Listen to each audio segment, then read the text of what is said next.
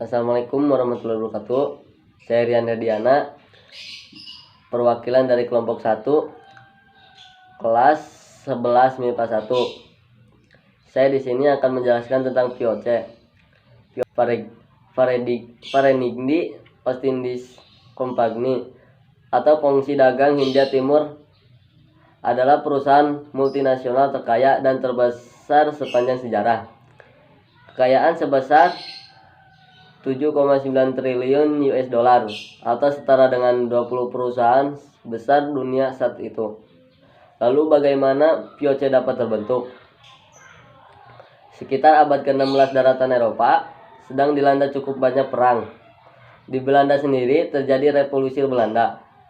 Kondisi ini membuat para pedagang mencari pusat perdagangan, terutama yang kaya akan komoditas rempah-rempah yang saat itu menjadi primadona. Pada tahun 1595, Cornelis de Houtman melakukan pelayaran dagang ke Kepulauan Nusantara. Pelayaran ini menjadi jalan untuk mendapatkan informasi jalur pelayaran ke Nusantara.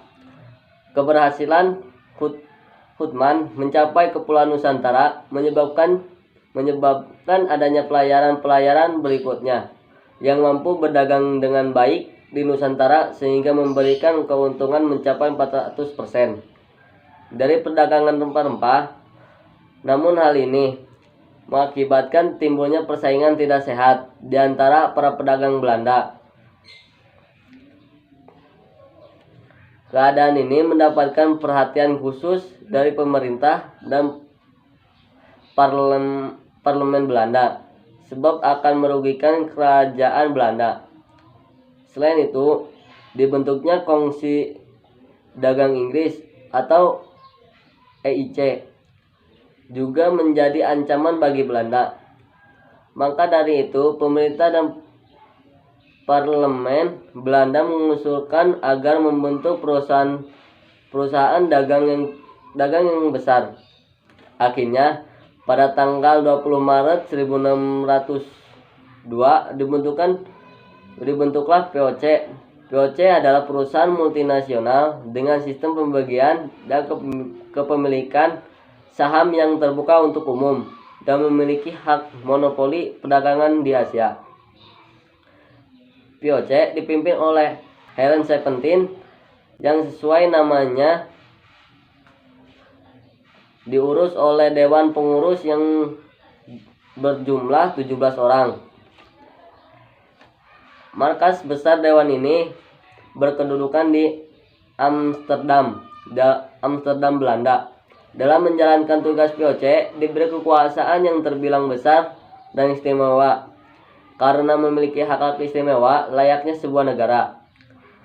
Seperti diberi hak untuk membangun benteng pertahanan, memiliki tentang sendiri, dan membuat penjajian dengan pengusaha di Asia.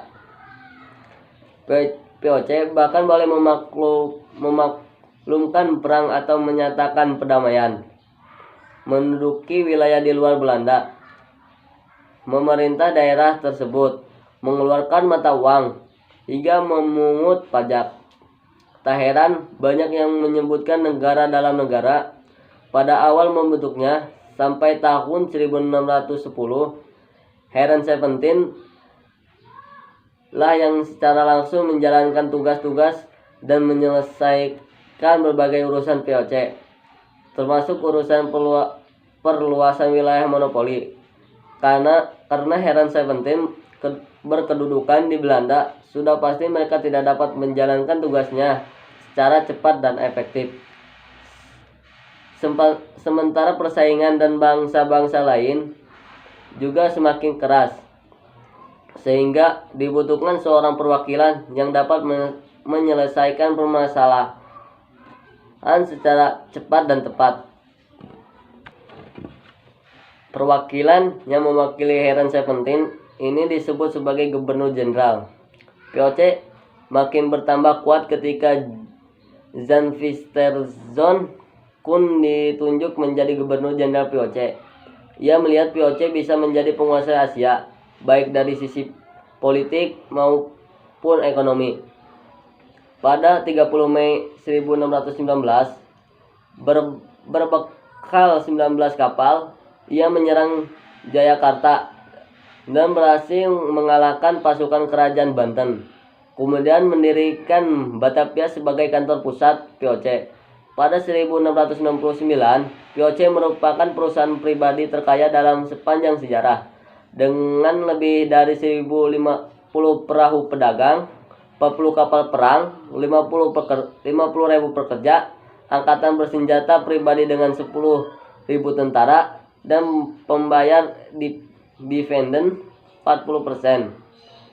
VOC tercatat kerap mengalami konflik dengan Inggris.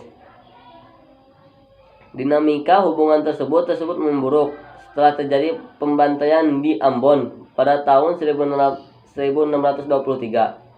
Kala itu terjadi penyiksaan dan eksekusi yang dilakukan oleh VOC kepada 20 orang. Di antaranya ada 10 pegawai British East India Company atas tuduhan pengkhianatan. Tragedi ini merupakan tubuh dan persaingan Hindia Timur itu dalam perdagangan rempah, hingga menjadi sumber ketegangan antara kedua negara. Persaingan ini akhirnya memuncak dalam Anglo-Dutch Wars antara Inggris dan Belanda pada tahun 1652 sampai 1785, yang terjadi dalam 4 tahap. Pasca perang tahap keempat antara 1780 sampai 1784, VOC berlangsung mengalami krisis finansial. Penyebab kebangkrutan VOC sendiri disebabkan karena maraknya korupsi di dalam organisasi VOC yang dilakukan oleh petingginya. Di saat yang bersama, VOC juga harus berperangan menghadapi Inggris yang berakhir dengan direbutnya semuanya. Kantor VOC mengalami kemunduran. Selain itu, perubahan peta politik dan ekonomi di kawasan Asia, tingginya angkatan kematian pekerjaannya, serta kebijakan dividen besar yang membebankan perusahaan. Selain itu, sejumlah peperangan yang dilakukan, misalnya melawan Ihsanuddin dari Goa, memakai biaya yang sangat besar. Itu ongkos untuk membayar pegawai yang bukan pribumi juga tidak murah. Belum lagi saingan dagang yang bertambah beserta upaya-upaya invasi yang tiada habis-habisnya. Hingga akhirnya VOC dibubarkan pada 31 Desember 1799 dengan meningkatkan hutang sebesar 136,7 juta gulden. Cukup sekian dari saya. Assalamualaikum warahmatullahi wabarakatuh.